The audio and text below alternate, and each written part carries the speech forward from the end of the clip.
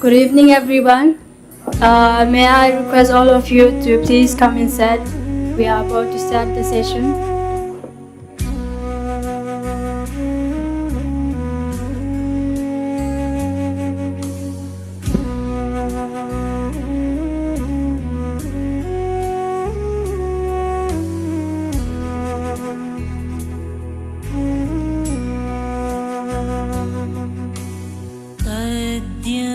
था गति गति पार गति पार संगति बोधि स्वः तद्यः था गति गति पार गति पार संगति बोधि स्वः तद्यः था गति गति पार गति पार संगति बोधि स्वः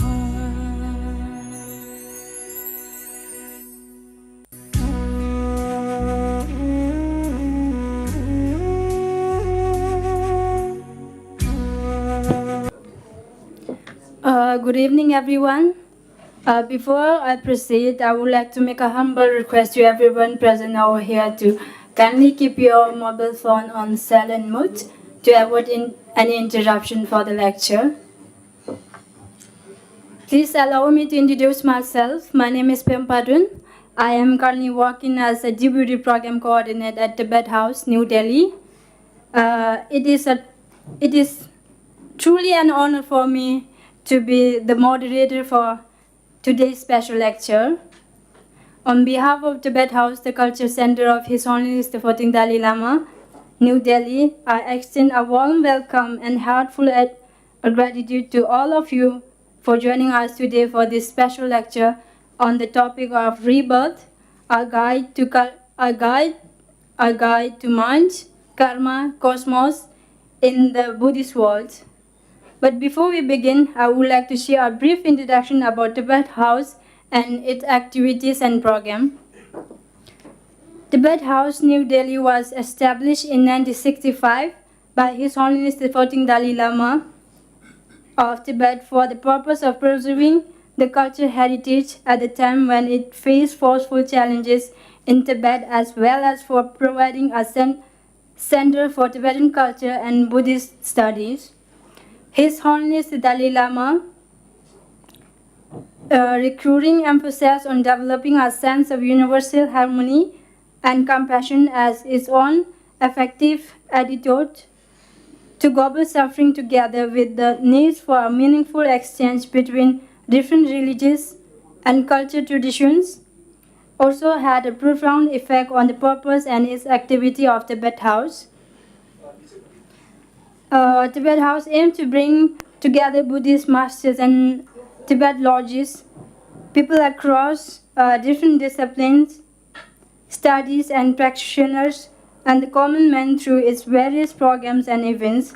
Tibet House continued to expand its projects in saving Tibet's heritage and exploring and Tibetan working towards Tibet House potential contribution to the ethical development of modern society.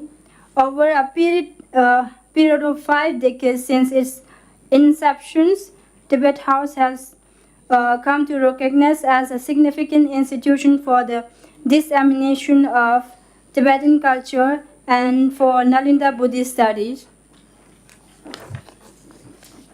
Tibet House is a 5-story facility which has a museum of valuable Tibetan arts and artifacts, as well as library with nearly 5,000 volumes of manuscript and books, a resources center, conference hall, a gallery, and a bookshop. Tibet House offers various study programs on Nalinda Buddhist philosophy, conference on interdisciplinary subjects such as neuroscience, Buddhist psychology, quantum physics, spiritual ecology, and universal ethics. A publication unit which publishes several books a year, and program divisions which regularly organize lectures, seminars, conferences, film screenings, and exhibitions. Tibet House also offers 4 different courses on Buddhist philosophy, psychology, and Tibetan language course. Firstly, the first batch of Nalinda Master course, which has launched 9 December 2016 on the occasion of 51st anniversary of Tibet House, New Delhi, and the gracious presence of His Holiness the Dalai Lama along with Shri Kiran Rijiju Ji, the Union States Minister of Home Affairs, and Shri Nejab Yong, Lieutenant Governor of Delhi. The first batch of Nalinda Master Course, batch 1, is complete with 372 students from 44 different countries. Second batch of Nalinda Master Course on Nalinda Buddhist philosophy has already started in July, in which around 900 participants are enrolled from 54 different countries. Secondly, the Nalinda Diploma course was launched on 2018. 4 batches has been successfully completed so far. Nalinda Diploma course, which is a 14 months course. This course is designed specifically to accommodate people who are more seriously interested in Buddhist philosophy while being in the midst of busy schedule with other engagement and commitment. Till now, we have successfully completed with 4 batches, and in fact, we are absolutely delighted to announce the recent launch of the 5th batch of Nalinda Diploma course, NDC5, on the auspicious occasion of Chokur Duchin Festival on 9th July 2024. New registration begin on 2nd September 2024 and will remain open until 31st October 2024. The course will commence on 2nd October 2024. Thirdly, Tibet House is pleased to announce the successful completion of the 2nd batch of Nalinda Certificate course and NCC2, which had commenced on 7th January 2024 with a total registration of 1,689 participants from 62 different countries. Audience on 2nd January 2023, close to 500 students who have recently graduated or are currently studying in the Nalinda Master Course and Nalinda Diploma course offered by Tibet House, New Delhi, receive a gracious audience and blessing from His Holiness the 14th Dalai Lama, an oral transmission of Chir Rinpoche's interest of dependent arising.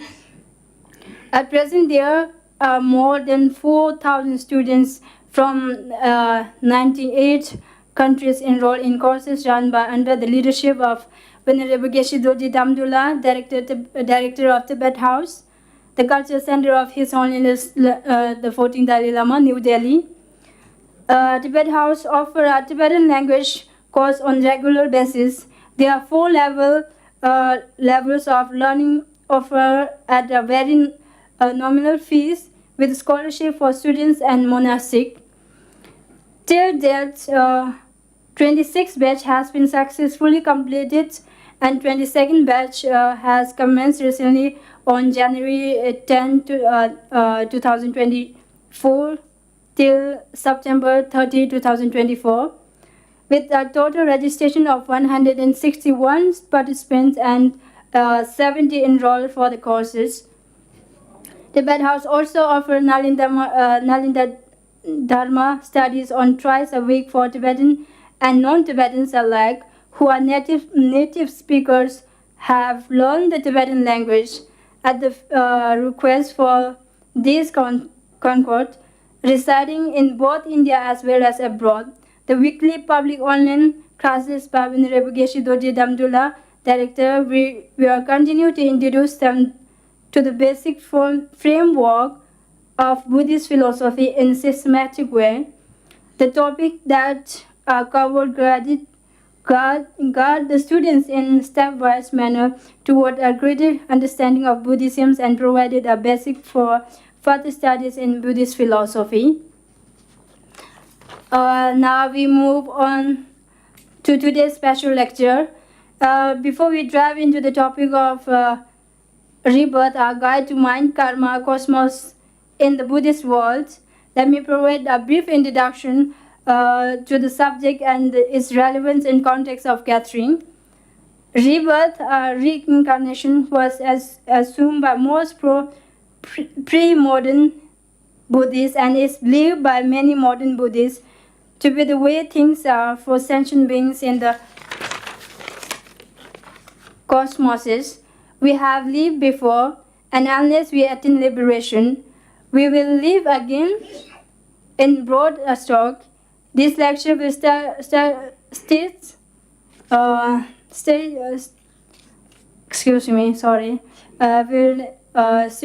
the Buddhist idea of rebirth within World and South Asian cultures, analyze the historical Buddha's attitudes toward rebirth, outline the classical Indian Buddhist account of the realism of rebirth, the causes and conditions of rebirth, and the relation between karma and rebirth, presents traditional Indian Buddhist arguments in favor of rebirth, including that Dharmakīrti, and describe and reflect upon the place of rebirth within modern Buddhism. At this, now I would like to warmly welcome our chairperson, Professor Hirapul Kangnegi, and our guest speaker, Professor Roger R. Jackson, and our director, Venerable Geshe Dorji Damdullah. I would now kindly request our chairperson, Professor Hirapul Kangnegi, guest speaker Roger R. Jackson, and to kindly do the honor of light lamping.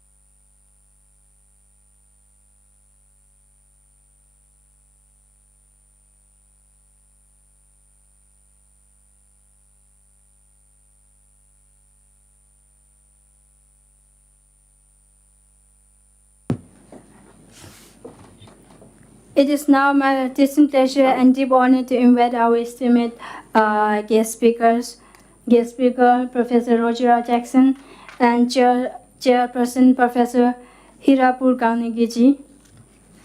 May I request Venerable Geshe Dorji Damdullah to present a token of our appreciation, a souvenir, and a warscraft to our esteemed guest speaker and chairperson, Professor Hirapul. Sorry.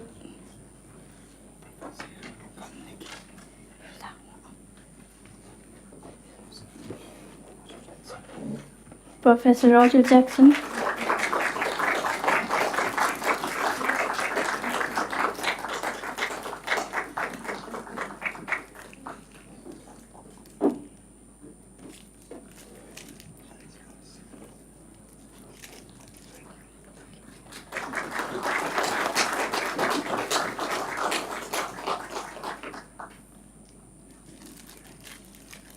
Professor Hirapul Kalnikiji.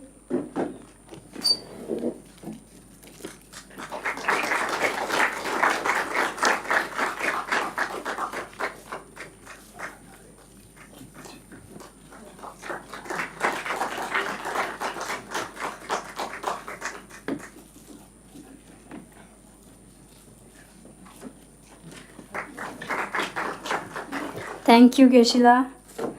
With this, now I invite our chairperson, Professor Hirapul Kalnikiji, to kindly lead the session. Before that, I would like to offer a brief introduction to Professor Hirapul Kalnikiji. Professor Hirapul Kalnikiji completed MA, MPhil, and PhD from Department of Buddhist Study, University of Delhi. He has been the head of the Department Buddhist Study, University of Delhi from 2014 to 2017. Later, he became the head of the Department Buddhist and Tibetan Studies at Namgyal Institute of Buddhist and Tibetan Studies. Thank you. Thank you so much. Good evening, everybody. It's my proud privilege to be here to be part of this special lecture of the Professor Roger Jackson. I especially thanks to the Tibet House, especially Geshe, that is Ramrula, who has been always put together with the great scholars and also the learned audiences. Because we have a short time, we have discussed, Professor Roger is going to speak a lot of things about this topic. So briefly, I want to give his introduction. Reason being, unless until you know the author, you cannot passionately link this topic with this author. When you know more about this author, then you will have more enjoy the topic as well. I got this small kind of write-up and net through which I would like to tell you, read out this thing. This I think it may take a little time, but it is important for me at least to introduce a great erudite scholars who have wrote this extensive book on this topic as such. He has a lot of things to tell you. So therefore, this is Professor Roger Jackson is born in the West. Nelson, Professor Asian Studies of the Religion and Emeritus at the Carleton College, where he taught the religions of the South Asia and Tibet for 3 decades. He also taught the University of Michigan, Fairfield University, McGill Universities, and Maitripa College. He has acquired his BA from the Wesleyan University and MA PhD from the University of Wisconsin, where he studied under the Geshe Lundup Sopal and Stephen Bayer. His scholarly interest includes the Indian Tibetan Buddhist system of the philosophy, meditation, and ritual, Buddhist religious poetry, and study of the mysticism, religion in the Sri Lanka, and contours of the modern Buddhist thought. His books include Is Enlightenment Possible? 1993, and Tibetan Literature, Buddhist Theology, Tantric Studies, 2004, Crystal Mirror Philosophical System with Geshe Sopala, and 2019, Mahamudra and the Kayut edition, Professor Matthew Kapstein, and Mind Seeing Mind, Mahamudra and the Gelut edition of Tibetan Buddhism, 2019, which received the 2000 Toshihide Numata Award for this outstanding book in the area of the Buddhist studies. Now we are talking about today's topic as a Rebirth, a guide to mind, karma, and the cosmos in the Buddhist world, published in 2022, Sahara Poet of the Blissful Awareness, 2024. He has written many articles, books, chapters, and reviews, and presented regularly at national and international scholarly conferences. He is a past editor of the Journal of the International Association of Buddhist Studies and of the Indian International Journal of Buddhist Studies. A long-time practitioner of Buddhism, he has studied under the great teachers of the Theravada Zen Tibetan tradition, enjoying the special connection to the Gelug school of Tibetan Buddhism. He has regularly teaches in Indian, Tibetan, and East Asian texts and meditative practices at the Buddhist Center throughout the US. With this small introduction, today's topic as such is very interesting as well as very serious about that. This is the Rebirth, a guide to the mind, karma, and the cosmos in the Buddhist world. This is in nutshell, this is the reality of the Buddhist studies as such, what Buddhism is talking about. Taking birth, living, and again taking rebirth as such kind of thing.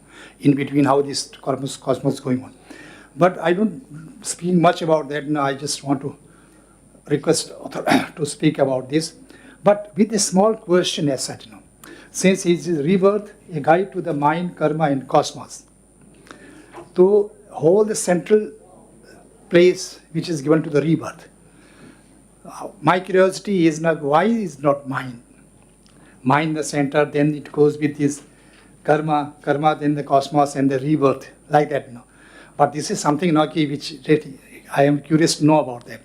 Why rebirth is most important than the mind as such. When Dhammapada says mind is the precursor of everything, when the Buddhist teaching. But here the rebirth is getting the central point, kind of central place in this whole the book. This book, it says, it is a compendium of the Buddhist studies as such. It is survey from this Vedic period to the modern age, from the different countries, different civilization, what they think about the life and death and the rebirth as such. The terms are very, very different kind of terms are coming into this light now. Metempsychosis and paleogenesis and rebirth, reincarnation, rebirth, punarjanama, punarbhava, punarjati. These are words which commonly used in the Buddhist terminologies. So each has a different connotations, but in totality, it speaks about the birth, rebirth, means taking birth again as I know, which is the karma, and karma is the most important factor through which in the cosmos we are performing karma and our mind is being made. Then again, like that without speaking much this will, Professor Rogers will speak. It takes time and cover all those things which you want. Then later on, if something remains, you want a curiosity and question, that will open for this after that. You will be given time to ask questions, and Professor Roger also agreed to that. With this, without spending much time, because all you want to listen to the great erudite scholar, I request Professor Roger to please take your time. Thank you. Can people hear me? Yes, good. Okay, well, thank you, Professor Nagy, for such a lovely and also thought-provoking introduction. I'm not sure really I have anything to add to what you've said on the topic. And thanks to Bimala for her general introduction. And of course to Geshe Dorji Damdul for so kindly inviting me to give this lecture. It's a great honor. I admire greatly all the work that Tibet House has done over many years. My wife Pam and I have visited as early as the 1970s and then again in 1980, but it had been a long time since we'd been there, so I'm very happy to be back. And want to thank all the staff at Tibet House, particularly Kungala, for helping to make arrangements for this lecture. So for the moment, without further ado, am I closer? Oh, okay. All right. Anyway, with that, and again, with renewed thanks for the honor of being able to speak to you all, I'll begin. I want to start out with what I sometimes call my kopan koan. I think most of you know that a koan in Zen Buddhism is a sort of difficult riddle that students are asked to wrestle with in their meditation practice. And when Pam and I first went up the hill to Kopan in Nepal in 1974, the very first teaching we received from Lama Thupten Zopa Rinpoche was that mind is beginningless. As someone raised in the West with some scientific education, though not enough, I should admit, and with the assumption that maybe Western cosmology was, the be-all, end-all in terms of explaining what the universe was all about. This was truly a kind of mind-shattering claim. And as that year went on and we continued studying in Nepal, then at the Tibetan Library in Dharamsala, then back in Nepal, and we learn so much, and we're so inspired by Thupten Zopa Rinpoche and by Lama Thupten Yeshe and by Geshe Ngawang Darge at the Tibetan Library. But in the back of my mind, this basic statement, this claim that mind was actually beginningless, continued to sort of haunt me. And it's really been, in that sense, it's been a koan for a lifetime, because that started 50 years ago. And I'm still wrestling with it. But when I decided, after having spent some time in Nepal and India, to pursue graduate studies at the University of Wisconsin under Geshe Lundrup Zopa, I kept thinking about this and was encouraged by him, as well as by others I met, to try to wrestle with the texts in which one would find, I was told, some kind of demonstration that mind was beginningless, specifically that there was such a thing as rebirth, that we have lived before, in fact, countless times before, and that depending on how things go in this life, we're probably going to be born again, and we could be born again many times in the future.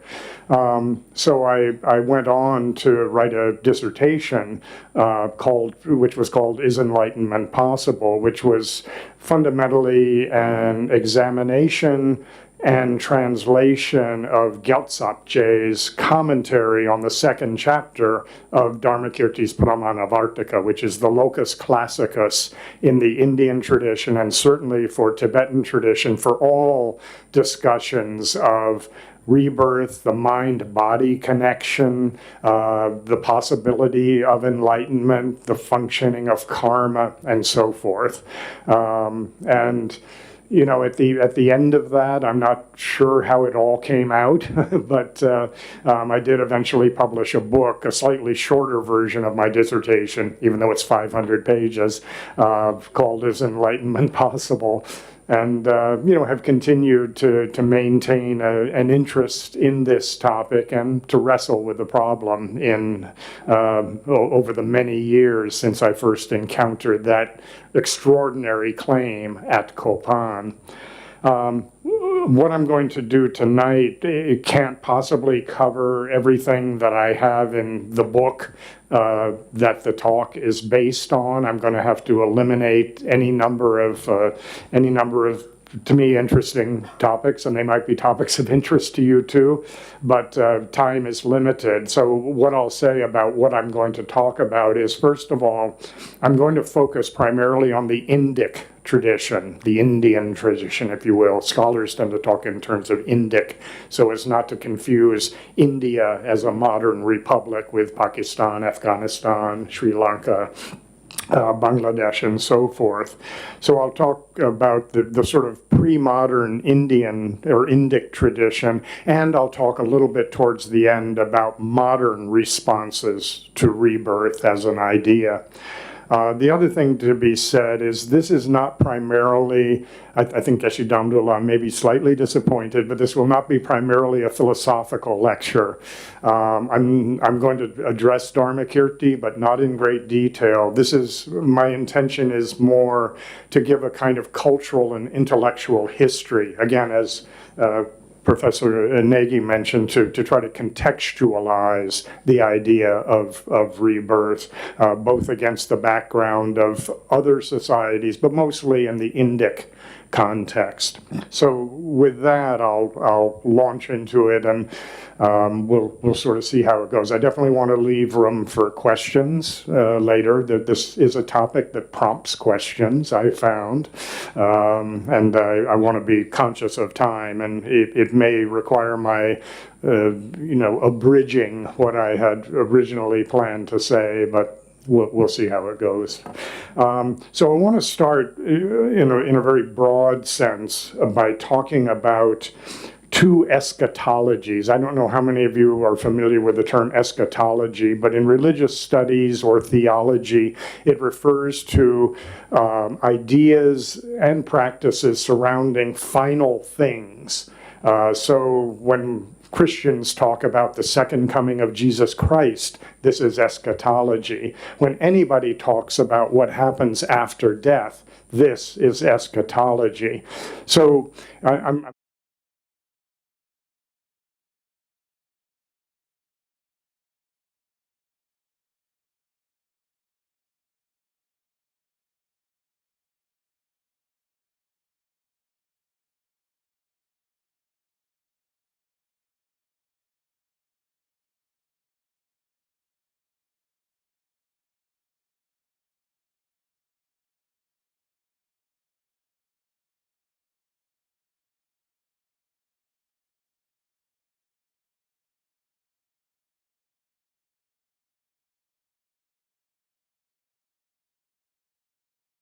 acknowledge my indebtedness to him. One thing we can say very broadly speaking about eschatologies, that is, in this case specifically, ideas about what happens after death, is that there are sort of two models in the world's religions. We'll leave out science, which in its materialist versions says nothing happens, and that's that. But among religious people, there are, broadly speaking, what you would call a single life, single destiny model in which we only live once, and through whatever in whatever ways, for whatever reasons. It often comes down to something like the will of God in various Abrahamic traditions, Judaism, Christianity, Islam. We will have one final destiny after this one and only life that we have lived. And we will, in most theological versions, though it's all very complicated, of course, we will be judged according to our life, our actions, and to some degree our faith as well. It varies. But this is the single life, single destiny model. And then really the alternative eschatology that we find in the world's religions is what I would call the multiple life, multiple destiny model.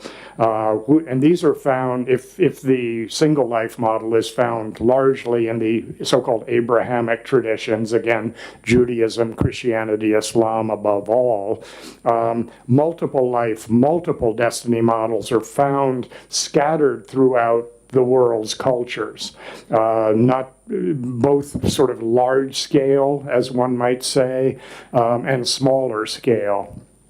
And we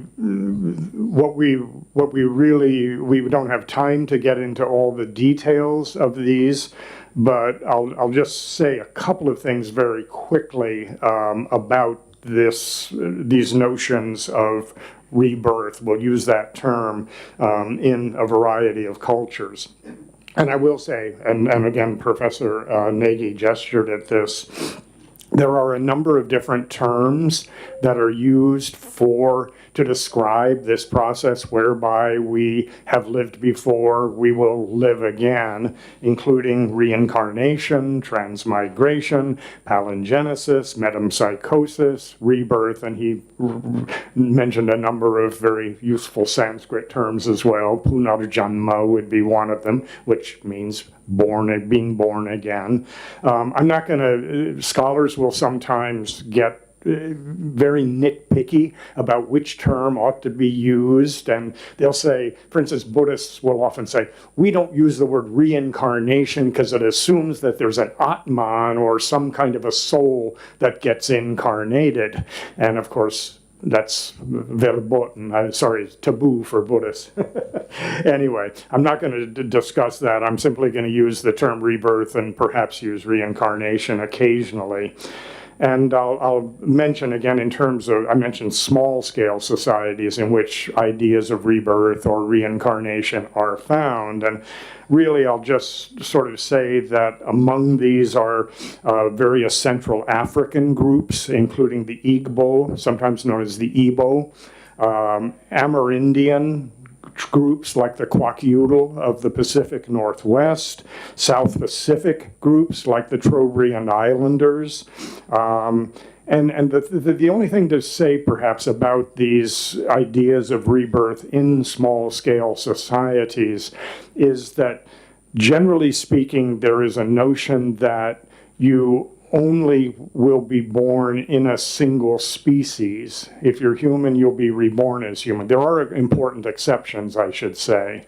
There are some Northwest Pacific tribes in which one might be reborn as, say, an orca, a killer whale, or as a particular bird. So there are exceptions to this, and this is what we call cross-species reincarnation. But mostly, it's a matter of humans being reborn as humans, and typically being reborn in the social group in which they lived before. So it's a fairly restricted idea of reincarnation. in large-scale societies, and again, I'm still using Obiasekara's terminology here, we can look particularly at two different cultural settings. One is ancient Greece, where in fact, with figures like Pythagoras and Plato, we have very well developed ideas of reincarnation being perpetuated over a number of centuries. And there are notions as well that groups like the those who practice the Eleusinian mysteries or the Orphic mysteries were also involved in ideas surrounding reincarnation and some kind of either literal or at least spiritual rebirth. But it's really in the Indic world that reincarnation, rebirth, call it what you will, has been most prominent. And really the historians would say that from about 800 BCE onward, ideas of rebirth or reincarnation were increasingly prominent in Indic societies. The other question, of course, which always accompanies discussions of rebirth and is not found in all discussions of rebirth in every culture, is the question of whether there is an alternative to it, namely spiritual liberation. This idea was developed, I think, most acutely and most perceptively in the Indic traditions, although Plato and Pythagoras in the Greek tradition did gesture in that direction to some degree, but didn't work it out the way people did in the Indian subcontinent. So, switching then specifically to the Indian subcontinent, South Asia, we might say, this is a useful term. It's worth noting that the sort of general division between the general divisions observed even in very early Indic texts, specifically Buddhist texts, Jain texts, I think we find this in what we would now call Hindu texts as well, is a basic division of religious practitioners into Brahmanas and Shramanas. Brahmanas are those who nowadays we would identify with Hindu traditions. They were originally primarily of the Brahmin Varna or caste, for want of a better term, and regarded the Vedas as sacred, the caste system as divinely ordained, tended to, after at least some time, to regard Atman or Brahman as a central concept of an unchanging spiritual reality underlying both self and cosmos. And then there were groups called Shramanas. Shramana, it's a hard term to translate. It's often translated as ascetic. It literally means someone who strives hard spiritually. And Shramanas were those who did not accept the Vedas, did not generally accept every aspect of the caste system, founded their own communities, had their own scriptures, and so forth. The Buddhist tradition is one of the Shramana traditions, as is the Jain tradition of living religions. If we look at the Brahmanical side of things, and I won't go into, again, much detail on this, when we read something like the Rig Veda, which is among the earliest, really the earliest written literature we have from the Indian subcontinent, though it wasn't written down for many, many centuries, but it was transmitted orally with great precision. The Vedas, and especially the Rig Veda, don't really talk explicitly about rebirth. Now, of course, modern Hindus may read back into the Vedas and say, oh yes, well this actually is a subtle reference to it. But if you're reading it just on the face of it, it really isn't much of a concept in the Vedic world, which was really a kind of a polytheistic ritualism in which ideas of spiritual liberation, rebirth, karma, samsara had not fully developed yet. It's really only when you get to the literature known as the Brahmanas, particularly the Shatapatha Brahmana, the 10th book of the Shatapatha Brahmana, that you for the first time have an idea not of rebirth, but of re-death. The idea that you die from this plane or this planet or this life, and you go to perhaps a heavenly place of some sort, the world of the fathers. The Pitraloka was a term for this. But it doesn't necessarily last. You're not in heaven forever. And so there's the possibility that you could die while in this heaven and be born again on earth. And for the first time, it wasn't necessarily a good thing. Many societies that accept reincarnation think it's a good thing. Oh, I'll be reborn into the tribal village in which I lived. The Shatapatha Brahmana is beginning to feel like maybe being born again isn't so great. And as the tradition develops and you get to the set of texts known as the Upanishads, the idea becomes much more developed. And really it's with the Upanishads that we see the idea, probably for the first time, the idea of rebirth being articulated in some kind of complex way. I have a citation here, which you can see on the screen, which I won't read through it. Again, I'm trying to be conscious of time. But this was a fairly early, from the Brihadaranyaka Upanishad, this is a fairly early kind of nature-oriented vision of the way reincarnation might occur, involving cycles of rain and of human sexuality and so forth. But as time went on and the Upanishads developed in various directions, it came to be more and more a matter of the Atman, which became a really central concept in the Upanishads, the unchanging spiritual substance, that the Atman would somehow go from life to life. It itself didn't change, but all the other circumstances changed, and this was kind of central to the developing Hindu ideas. In the Shramana traditions, these ascetic traditions that we would now say non-Hindu, again, their own communities, their own texts, their own practices. There were a variety, again, of views about eschatology, about what happens to us after death. And again, I'm not going to read these quotations in detail, but the materialists who have been given various names in Indic philosophy and religion, later on they're known as Charvakas or Lokayatas. These are some of the names, but early on in Buddhist texts, we have them associated with a particular teacher who was apparently a contemporary of the Buddhas. So this would put him in maybe the 5th century before the Common Era, who very specifically, Ajita Kesakambali was his name, in the Pali version of his name anyway. This maybe is worth just noting quickly, because it's actually like a 2,500-year-old statement of something you could find anywhere today, which is physicalist materialism. So it goes, there is no fruit or result of good or bad deeds, i.e. forget karma. There is not this world or the next. There's nothing after death. There are in the world no ascetics or Brahmins who have attained, who have perfectly practiced, who proclaim this world and the next, having realized them by their own super knowledge. So there's no such thing as real spiritual attainment. The human being is composed of the 4 great elements, earth, water, fire, wind or air, and when one dies, the elements revert to their origin. Fools and the wise alike, at the breaking up of the body, are destroyed and perish.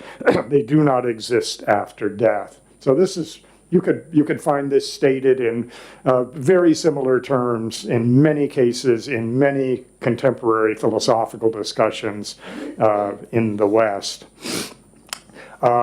Among the other Shramana groups, I won't really go into the Ajivakas, though they were an important but kind of underappreciated group that lasted until maybe the year 1000.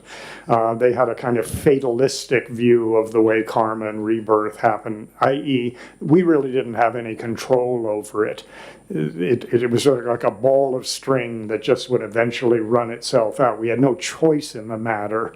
And then the Jains, of course, who were an important group even at the Buddha's time. Mahavira, the founder of Jainism in at least our world era, though he's recognized as the 24th Tirthankara by tradition, he was perhaps an older contemporary of the Buddha. We don't know any of these things with great certainty. But in Jainism, of course, one of the central ideas is that karma is to be shunned to the degree that inaction, particularly among ascetics, is the ideal way of life, and that the less we do, the more our karma gets destroyed. And when our karma is destroyed or has been eliminated, then we are sort of automatically liberated. This was an idea that was perhaps the Buddha had in mind when he taught for the first time at Sarnath, and he talked about there being two extremes, right? That of hedonism, which was really the life in which he had been raised up until age 29, and asceticism, which of course he tried for himself and ultimately rejected as well. It may well be that Jain ascetic practices were what he had in mind. Turning to the Buddha then himself, finally, we get to the Buddha, right? The Buddha himself, maybe I'll preface this by saying that there are some scholars in the West who either are suspicious of or even reject the idea that the Buddha really was serious about rebirth. There are various arguments that have been made. For instance, on the basis of the idea that the Buddha couldn't possibly, anything that the Buddha taught had to be completely different from anything that anybody else in his world taught, and that he would that when he would talk about rebirth, it was only as kind of a sop or a concession to common ideas, and that he didn't really take it all that seriously. This is an idea that Stephen Batchelor has put forward in a fairly recent book. There are others who will look at what are regarded as very early Buddhist texts, philologically speaking, in terms of the language. For instance, the Sutta Nipata, which is one of the books of the Pali Canon. And if you read particularly the chapter of the eights, the Atthakavagga of the Sutta Nipata of the Pali Canon, the Buddha doesn't really explicitly talk much about rebirth, and he talks about rejecting all views, an idea that Nagarjuna may have picked up on several centuries later. But anyway, so people will look at this and say, oh, well, in the earliest Buddhist texts, the Buddha doesn't really seem to talk about rebirth very much. And this whole idea that the Buddha rejects views means that, well, maybe it doesn't matter whether the Buddha actually taught rebirth or not. These are some views that recent scholars have put forward.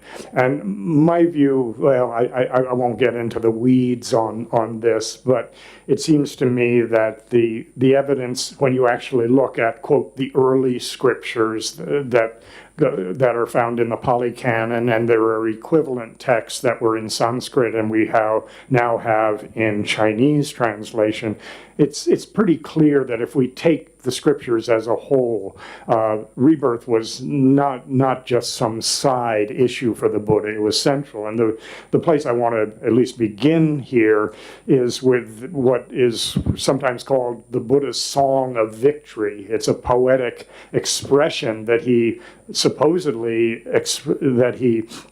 made a sort of poetic exaltation that he expressed right after his enlightenment. And this is now found in the Dhammapada, in the chapter on old age. And here, for what it's worth, in my translation, he says, "Many a birth have I wandered in samsara, vainly seeking the builder of this house. Sorrowful is repeated birth. O house builder, you are seen. You shall not build this house again. All your rafters are broken and your ridgepole shattered. My mind has reached the uncompounded. I have attained the end of craving." Now, of course, we don't know, historically speaking, whether the Buddha really spoke this right after his enlightenment. And from a historical point of view, there are many, many difficulties with any such claims. But tradition certainly attributes this to him at that time, and it's very clear that if we accept that at least as a likely story, that right after his enlightenment, the Buddha was speaking about his spiritual victory in terms of rebirth and ending rebirth. So this is I think, fairly compelling evidence that at least in the earliest notions of what had happened with the Buddha and what the Buddha thought, rebirth was central. We have, too, also found in the Pali Canon and also in the various texts that were translated from Sanskrit into Chinese, what we would call first-person accounts that the Buddha gives. For instance, in the Bayabera Sutta of the Pali Canon, he's talking about what happened to him on the night of his awakening, right? He had, I think all of you probably know, he had these 3 experiences or 3 visions that occurred, the first of which is described in this way, and I won't read it all, but basically he had complete memory of all the details of all his previous lives.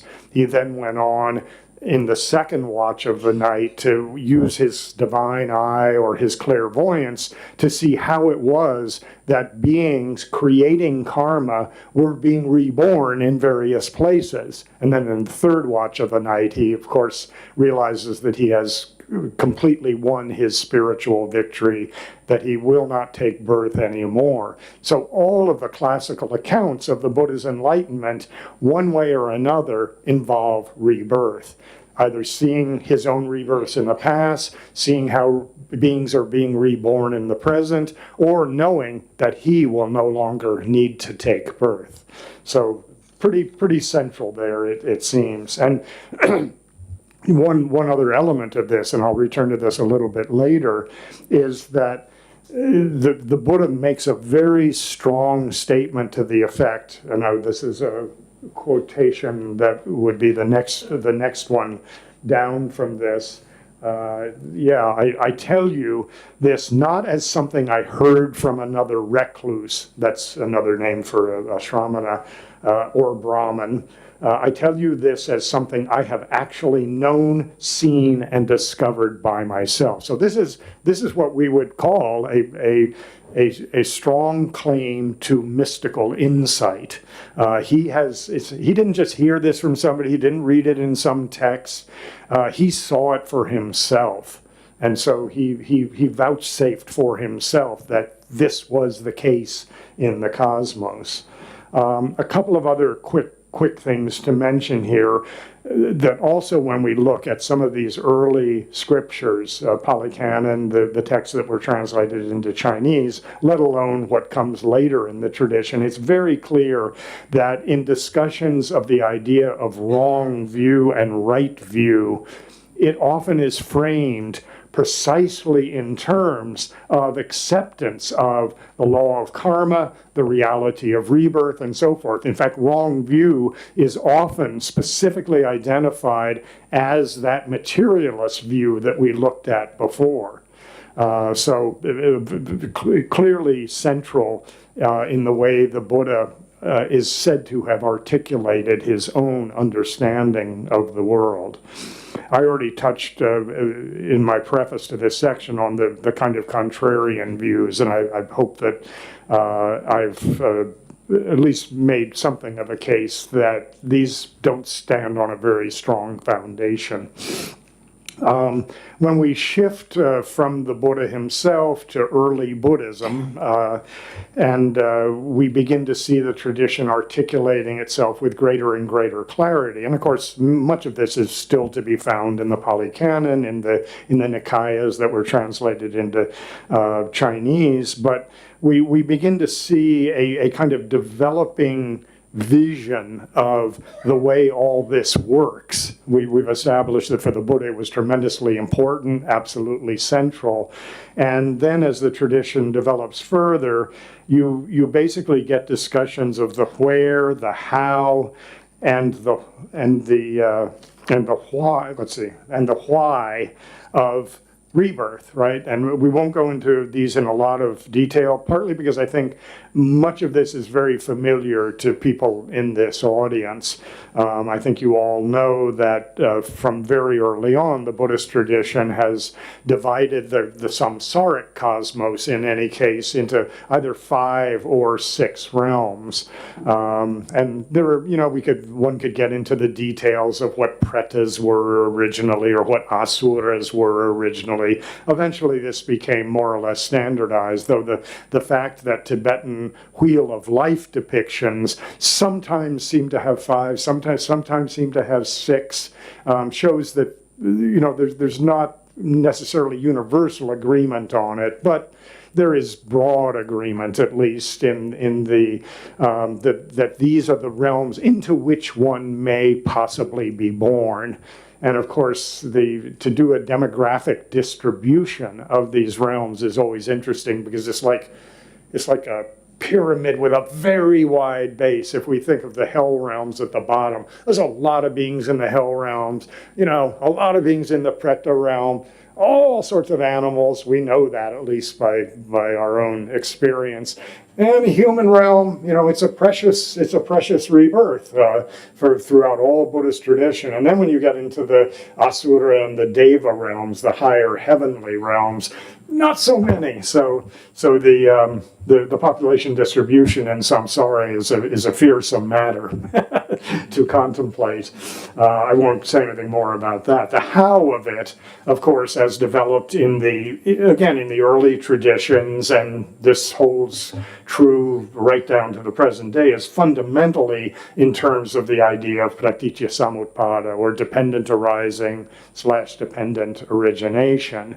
And we can take this as a sort of general causal law, which, many of us in the West who have some scientific education are used to the idea of causation, right? Newton and Einstein in his own way, and various Western scientists from way back in the tradition have talked about causation, even in the Greek and the Roman worlds as well. But, of course, within the Buddhist tradition, there's a very specific version of this general law of dependent origination, which is the 12 links of dependent origination. And these are, of course, depicted on the wheel of life that we see so prominent in Tibetan tradition, though the original model for that is actually found at Ajanta in India. And again, I'm not going to go through the 12 links. I assume that most of you are relatively familiar with these. What I will say is that there are many interpretations of the way that the 12 links work, and it's almost always in terms of rebirth. Often like in over 3 lives possibly, sometimes more, sometimes less, but the most common explanation I've seen is a 3-life version. So it's a specific way of explaining how it is that we actually get reborn. There are other texts that will talk some about the state of mind at the time of death, but those aren't quite as common in the early Buddhist tradition. It develops more later in India, in tantric traditions, in Tibet, certainly to an extraordinary degree. So we have the where, we have the how, at least in very general terms, and we have then the why. And this is perhaps the most crucial part of it all, because karma, broadly speaking, is the why. Of course, there are more specific ways of thinking about this. It's not just karma that leads to rebirth. It's in fact delusions or afflictions, klesha, however you might want to translate that term, combined with karma that lead to rebirth. And of course, the karma, it's a common term nowadays, and probably misused more than it's used properly. But it's absolutely vital. And yet, if you think you can calculate karma, as we say in America, you got another thing coming.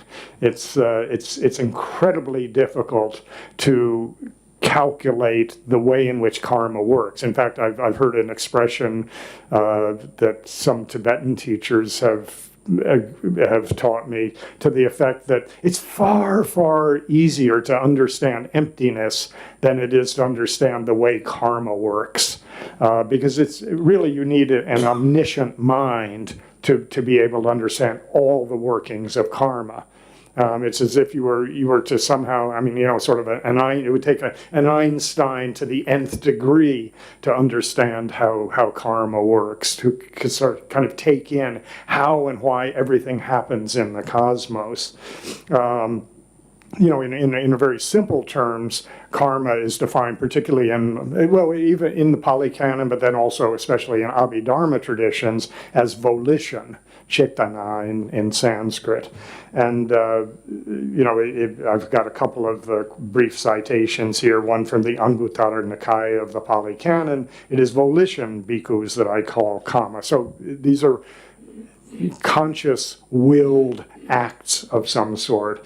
Vasubandhu in the Abhidharma Kosha says karma is volition and what is produced through volition. This is very important because it's not just the volition itself, but what the ultimate results of that volition are, because tradition will later talk about sort of projecting karma and receiving karma. Those are details we can't get into, but it even at its most basic definitional level, it's a complex idea. The ways in which in which karma operates are again beyond my ken for sure, and beyond most people's ability to explain. But Abhidharma tradition really tried.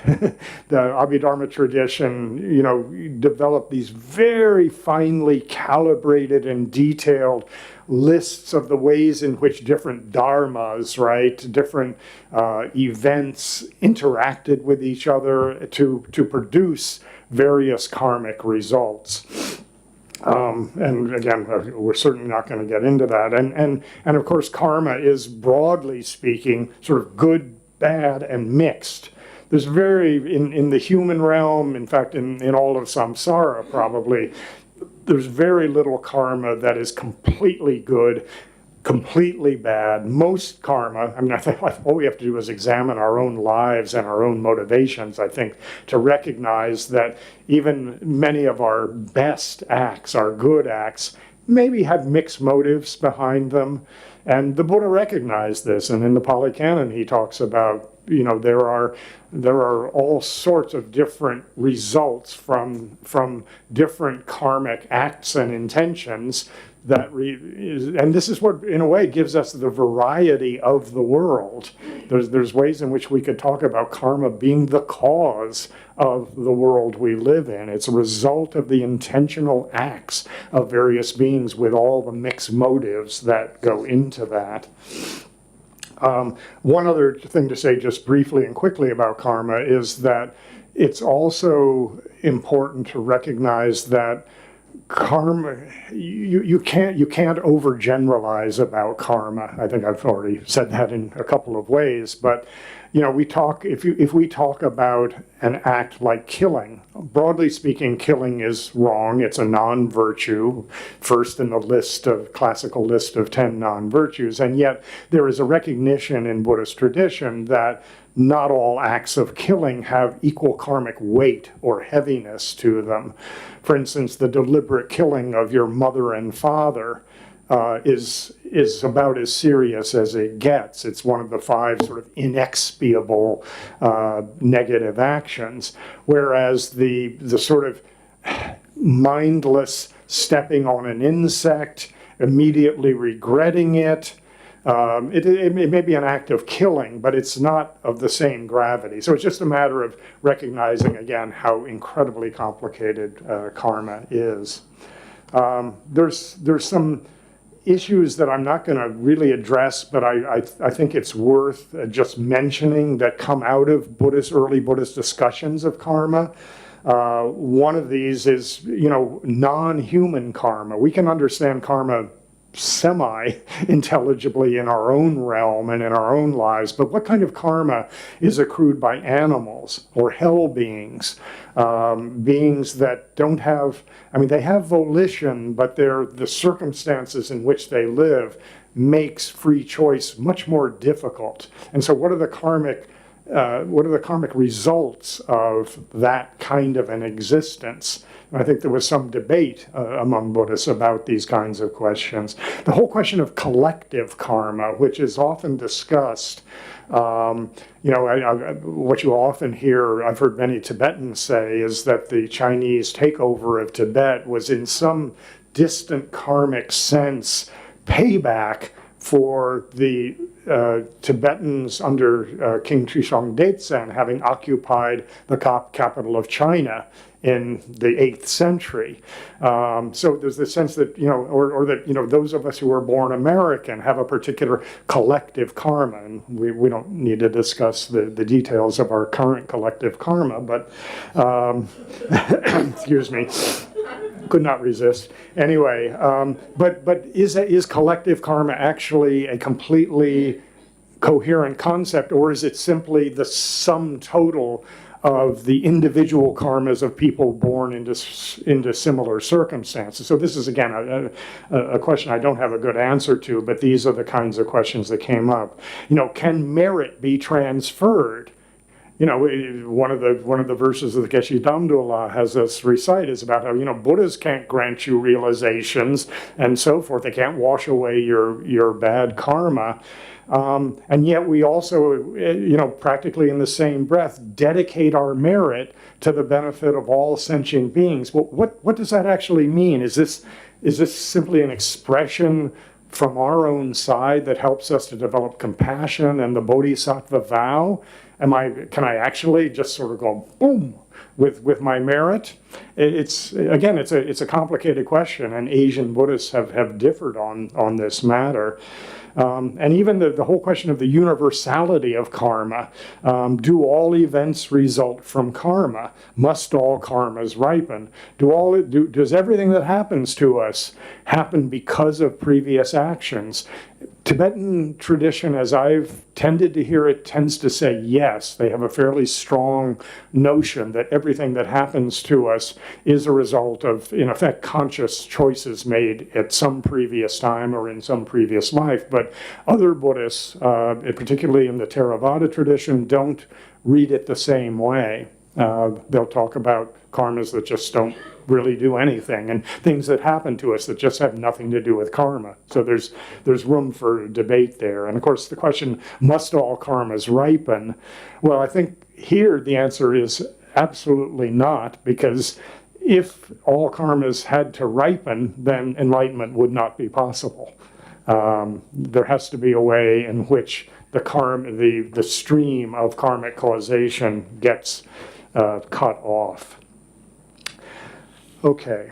I think what I'm going to do is pass fairly quickly over the section on Mahayana and Vajrayana, which may disappoint some people, but I want to, again, I'm conscious of the time, and I want to make sure that I address some issues with contemporary responses to rebirth, and also talk a little bit before that about kind of Buddhist arguments in favor of rebirth. Those are the two things that I have remaining, I see remaining as my main tasks. And so what I'll simply say about Indian Mahayana is that if you read something like the Heart Sutra, which I'm sure all of you are very, very familiar with, on the surface it denies that the Four Noble Truths, it says there is no dukkha, samudaya, nirodha marga, no suffering, no origin, no cessation, no path. It negates the 12 links of dependent origination, which are as we saw, the explanation for how, broadly speaking, for how rebirth occurs. And you can take this kind of rhetoric, the rhetoric of emptiness, you could take the rhetoric of mind only. Everything is only mind, only happening in the mind. You can take the rhetoric of Buddha nature. You can take various kinds of Mahayana discussions and think that somehow Mahayana Buddhism isn't even really concerned with matters of rebirth. Well, all you have to do is actually read more than just a few words in a few sutras, and it becomes very clear that Mahayana sutras are talking about these same issues just as surely as the early texts were.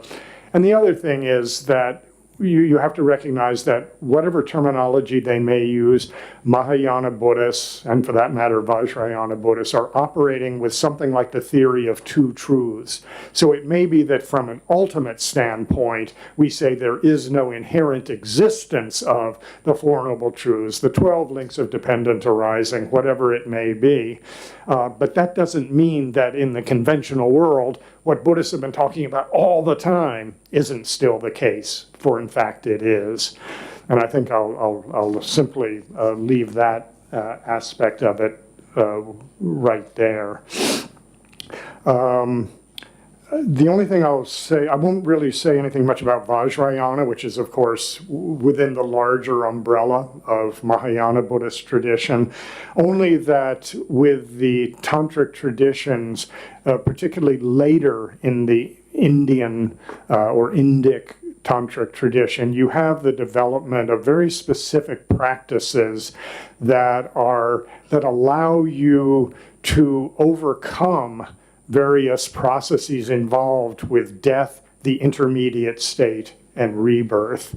In the generation stage, the Kerem, as it's called in Tibetan, the whole process of reducing yourself to emptiness, of generating a seed syllable, and from that seed syllable seeing yourself as a Buddha/deity, is among it lays the seeds for the three bodies of a Buddha in Mahayana, Dharmakaya, Sambhogakaya, and Nirmanakaya, respectively. But it also undermines or cuts at the process of dying and going into the intermediate state and being reborn. So there's this beautiful kind of symbolic cosmology that's set up, but it's very much as well in terms of actual visualization practice. And then in the sort of highest practices of Vajrayana Buddhism, what's sometimes called the completion stage or the perfection stage, the Dzogchen, you begin to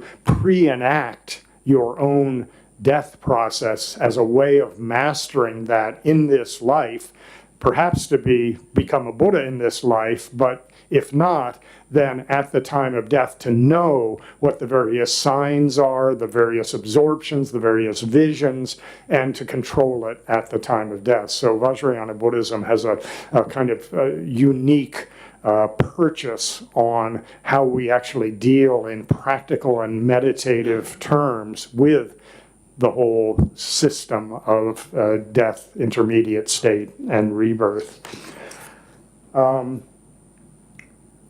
So I want to just say a little bit about different arguments that Buddhists have made in favor of rebirth over the centuries. And again, my focus is primarily in the Indic tradition here, and I'm less concerned with the back and forth or the details of these various arguments than with giving you a feel for what kinds of arguments Buddhists have made, because they've been making them since the beginning. Dharmakīrti is, of course, a kind of high point in terms of a rational attempt to prove rebirth and many other elements of Buddhist religious philosophy, but right from the beginning, as we saw earlier, there are, for instance, experiential claims, right? The Buddha says, in the first watch of the night, I saw all my previous lives. In the second watch of the night, I saw how karma leads to rebirth. In the third watch of the night, I knew that I was not going to be reborn. And again, he said, this isn't just something I heard from somebody or read somewhere. This is something I have experienced for myself. So it's an experiential argument. There's a famous passage in the Kalama Sutta, the, I believe it's in the, I've forgotten which Nikaya it's in. I think the Anguttara maybe, but this is quoted commonly these days by by people who want to discuss Buddhism as a kind of experiential, empirical religion, and they will look at this passage from the Kalama Sutta, which is, I mean, it's very similar to the passage that is often quoted by Tibetan teachers about refining gold, testing gold in various ways. Don't just accept my teaching any more than a goldsmith would believe something was gold. Goldsmith has to check and see whether it really is gold or just what we call fool's gold. Well, the Kalama Sutta passage it makes a very similar point. Do not go by oral tradition, by lineage of teaching, by hearsay, by a collection of scriptures, by logical reasoning, by inferential reasoning, by reasoned cogitation, by the acceptance of a view after pondering it, by the seeming competence of a speaker, or because you think the ascetic is my guru. But when you know for yourselves, these things are wholesome, these things are blameless, these things are praised by the wise, these things, if accepted and undertaken, lead to welfare and happiness, then you should live in accordance with them. And the sutta also does this in the negative frame as well, when you see that bad acts will lead to misery and so forth. Then, so it's both experiential and pragmatic in a way. I think I'll pass, well, maybe I'll mention briefly the Paya Sutta, which is, again, it's in the Pali Canon. It's a very strange sutta in a way about a kind of a king who wants to discover whether there is life after death by weighing the body of a condemned criminal before the criminal is executed and then afterwards. And if the body weighed differently after the execution of the criminal, then this would mean that, oh, something must have departed the body. And the Buddha basically makes fun of this, saying, you can't do an experiment. Well, not only is it extremely cruel, but that's almost beside the point. It's that you cannot measure this kind of thing. And I think this actually figures very importantly in modern studies of mind, brain, and so forth. So it's an interesting little thing from the 5th century BCE that already is thinking about, well, what are the implications of a, quote, scientific experiment to determine whether there's life after death. A second kind of argument besides the experiential, and those are broadly experiential, is what you might call pragmatic. And these categories overlap to some degree, but there is, and I'm not going to, again, I won't read this long quotation from the Apanaka Sutta, but there's a famous argument in Western theology called Pascal's wager, which was formulated by Blaise Pascal, a 17th century French philosopher, who basically said that, well, we don't really know whether God exists or not, but if we wager on it, if we bet that God exists, then if when we die, since we've believed in God, we'll be rewarded. And if it turns out we just die and that's that, well, no loss. Now, this has many problems, but it's interesting that there are Buddhist, roughly speaking, Buddhist equivalents. And this passage from the Apanaka Sutta lays one out. I mean, I'll just read part of it maybe. If there is no other world, then on the dissolution of the body, this good person will have made himself safe enough. But if there is another world, then on the dissolution of the body, after death, she will appear in a state of deprivation and an unhappy destination in perdition, even in hell. Now, let me assume that there is no other world. Still, this good person is here and now an immoral person, one of wrong view, who holds the doctrine of nihilism, and it goes on from there. It's basically, are you willing to bet that there is no other life? If you think that, if you accept that there may be another life, then and you act in a blameless, a good way accordingly, then chances are that Even if you're not sure there is another life, then if there is, you'll be okay. And conversely, if you think there is no other life and you say, well, I'll just act any way I want to, you act nihilistically, then, well, okay, if there is no other life, I guess no problem. But if there is another life, big trouble. So this is it's interesting again that this comes out in very early Buddhist scripture, and I've seen as recently a revered figure from recent Tibetan tradition, Lati Rinpoche, who gave a very similar explanation as this in an interview with a Western scholar once. Kind of moral arguments for rebirth. And again, this is from Vasubandhu, from a text of his on karma. If transmigration, we could say rebirth, exists, there will be, perhaps in another life, a relationship between the action accomplished here and its fruit of retribution. And so the relationship between actions and their results will not be impeded or prevented. Thus, there is most certainly transmigration because it assures the relationship between action and its result. So it's a way. It's arguing that rebirth must be the case in order to maintain the integrity of the connection between actions and their results. Now, whether this is philosophically entirely acceptable is a separate question. I simply put it out there as one example that's been given.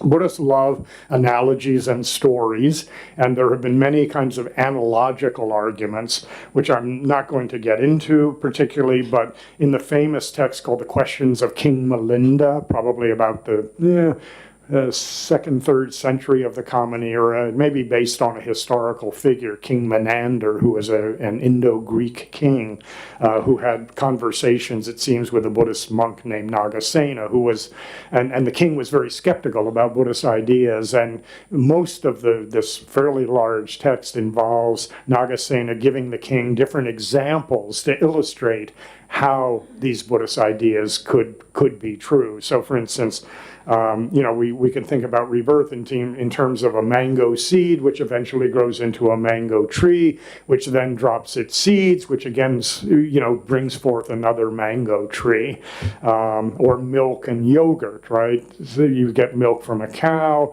it gets refined in various ways, it turns into something, quote, different, which we call yogurt, and yet there is some kind of continuity there as well. I'll pass over the Mahayana analogy, which is a lovely one about perfumes and scents spreading far and wide as a way of talking about how rebirth may happen, and shift over to the rational arguments, which, if I had much more time, and I do not have much more time, I would go into in greater detail. But I want to just at least briefly touch on two I would call rational arguments.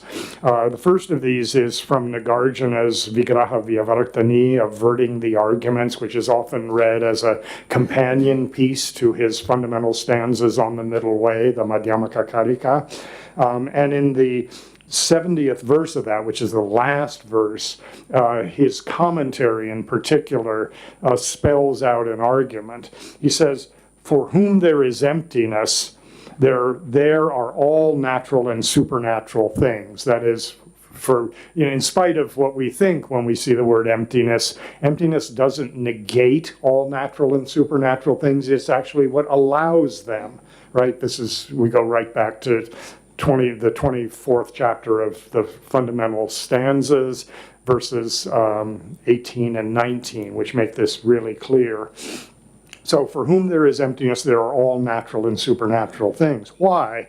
For whom there is emptiness, there is dependent origination. This is, of course, the classic equation that is so important in Nagarjuna and later to Tsongkhapa and many other great Tibetan thinkers. For whom there is dependent origination, there are the Four Noble Truths. For whom there are the Four Noble Truths, there are the fruits of religious practice and all special attainments. For whom there are all special attainments, there are the three jewels, the Buddha, the Dharma, and the Sangha.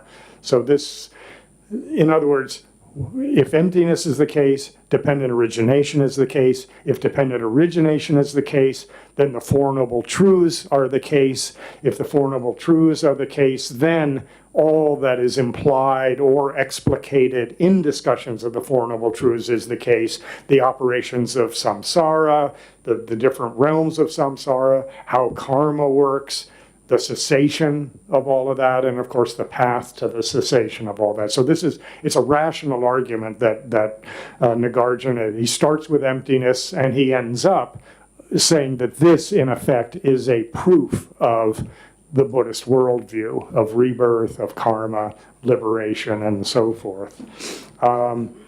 Dharmakīrti, a scholar dear to my heart, whom I cannot do anywhere near justice to tonight, but I will simply say that, as I remarked before, Dharmakīrti's Pramanavartika, specifically what is generally credited by Tibetan tradition as being the second chapter of his Pramanavartika, his exposition of valid cognition, is really an extraordinary, sustained attempt to give a rational proof of the Buddhist worldview. That is, that past and future lives exist, that the mind-body relation has a particular way in which it works, that karma operates the way it's claimed, that the liberated states attained by Buddhas and other enlightened beings really can occur. What's extraordinary about Dharmakīrti is he's not basing this in the second chapter on faith. I mean, it really is almost like back to in a way, it's not even back to the Kalama Sutta exactly, because he's not even saying it's experiential, he's not saying it's analogical, he's not saying it's moral, he's certainly not saying it's just, you just have to believe it on the basis of faith. He's saying that any intelligent person, if they examine these questions deeply enough, will come to the conclusion that yes, rebirth must be the case. Karma must operate, broadly speaking, at least in the way it's described in Buddhist texts, that the Buddha really did attain enlightenment, specifically compassion to the nth degree, wisdom to the nth degree, power to the nth degree. All the kind of classical attributes of the Buddha could be demonstrated rationally.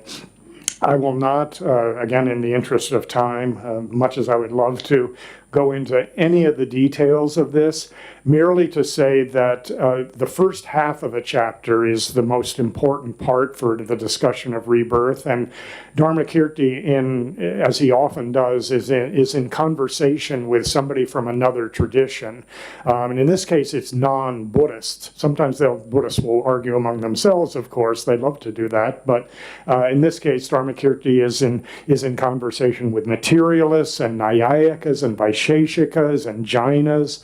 And particularly in the first half of the chapter, basically there is probably it's a Mimamsaka, because Mimamsakas, at least some Mimamsakas, were quite skeptical of the possibility of spiritual liberation. And the Mimamsaka, sort of alongside a materialist who will actually become the main interlocutor shortly, but the Mimamsaka says, there's no liberation. For Mimamsakas, it was simply a matter of attaining a heavenly state through proper ritual practice.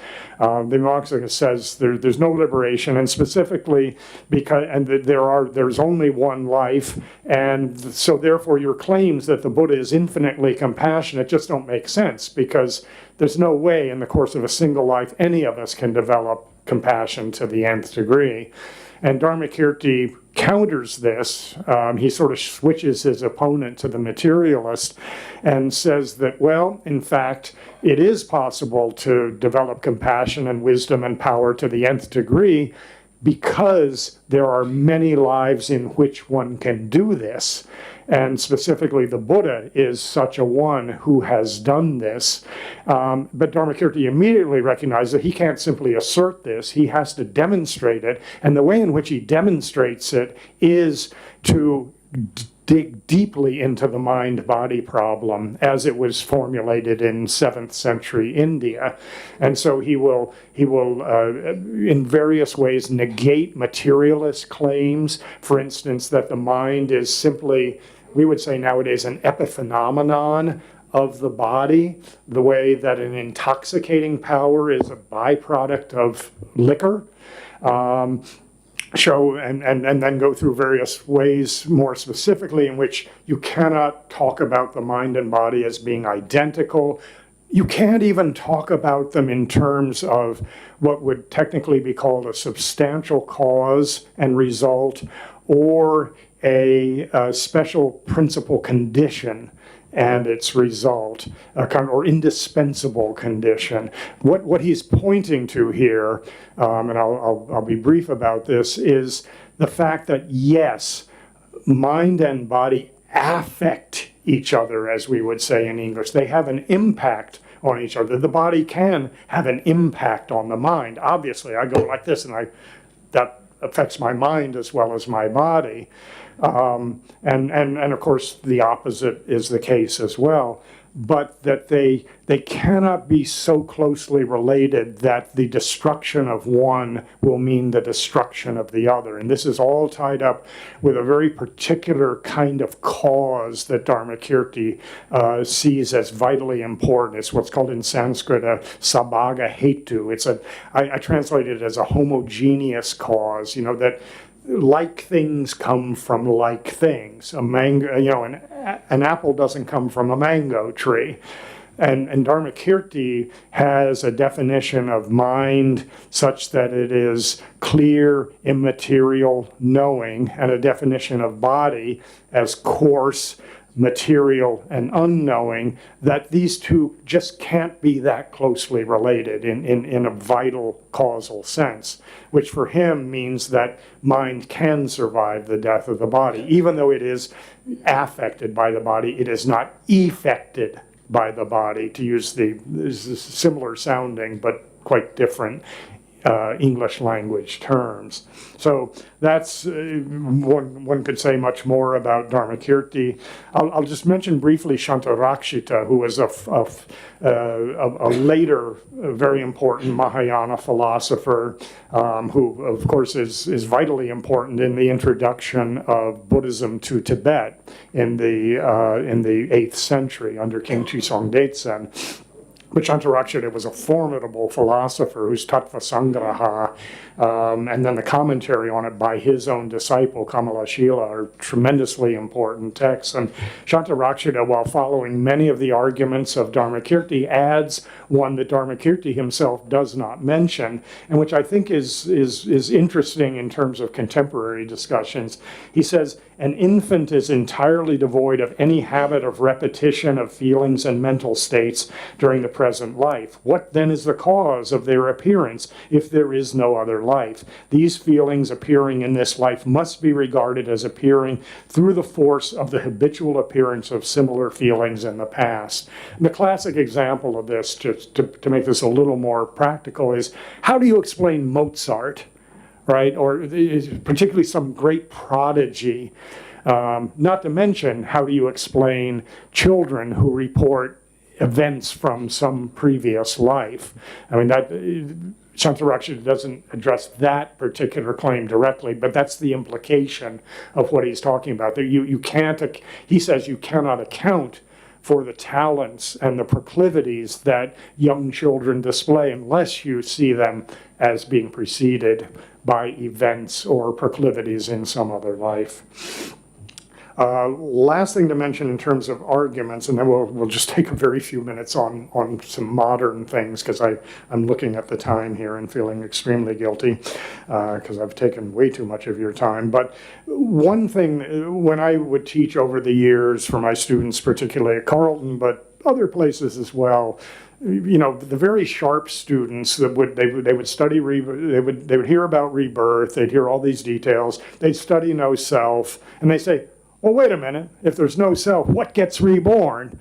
And this is actually a problem that the Buddhists had to deal with all the time in India. The other schools would just sort of laugh at them. Well, you say there's rebirth, but you say there's no self. How do you explain that? And of course, the answer to this is on one level very simple and on another level extremely complicated. The complicated level, it gets you into Abhidharma analysis and all the details of the way different mental factors and karmic factors all interact to produce things, to produce, say, a future life or even events within this life without there being an unchanging self. The simpler way really is simply to recognize that while Buddhists do definitely believe in rebirth and do definitely believe in no self, the fact of no self doesn't mean that there is not in some meaningful sense, continuity from one moment to another. And that therefore the acts I perform right now won't have consequences in the future. They will. You can't analyze it in terms like in terms of something like the Hindu Atman, but nevertheless, there is this ongoing continuity. And again, interestingly, students that I've had, because they're so well versed in things like physics, much more so than I ever will be, they got this entirely. They had no problem with the idea of impermanence and yet continuity within impermanence, just the way Nagasena explaining to the Greek king used various examples, like milk and yogurt, to show how we could be talking about something that has continuity and yet is also constantly changing. So this is always a kind of sticking point, but I'm not sure how really serious a sticking point it is. So finally, for just maybe five minutes here, I'm gonna skip over most of my discussion of modern rebirth and probably just outline what I see as 4 possible responses within the modern world, or 4 actual responses. They're not just possible. And I'd only preface that by saying that for many modern people, not all obviously, but either people who may come from a religious background in the West where monotheism and the notion of one life is predominant. For them, rebirth can be a problem. But I think for more often, we're talking about people with a scientific education, and we're talking about people who, whether they are philosophers of mind or physicists or evolutionary biologists or whatever they may be, tend to operate from materialist, physicalist assumptions of some sort. And so, while within a Buddhist cultural and intellectual context, rebirth makes sense. And most traditional Buddhists, wherever we might find them, have accepted rebirth, believed in rebirth. Whether they know all the details doesn't really matter. It's part of the sort of furniture of the cosmos for them. But for modern people, it's not intuitive or obvious at all. For some it is, I'll grant that. But most people who tend to see the cosmos through scientific lenses tend to be suspicious of all metaphysics, of all ideas of some supernatural. I use supernatural not in the sense of woo, but literally beyond the natural world being limited to the physical world. So rebirth is really a problem for a lot of modern Buddhists. And I kind of half jokingly wrote an article once called Avoiding Rebirth, Modern Buddhist Takes on Rebirth. And it's a play on words because, of course, traditional Buddhists actually want to avoid, at least in the early text, they want to avoid rebirth. Modern Buddhists want to avoid talking about rebirth because they find it embarrassing. They find the metaphysics just too outlandish, and they just want to meditate or whatever it is they want to do.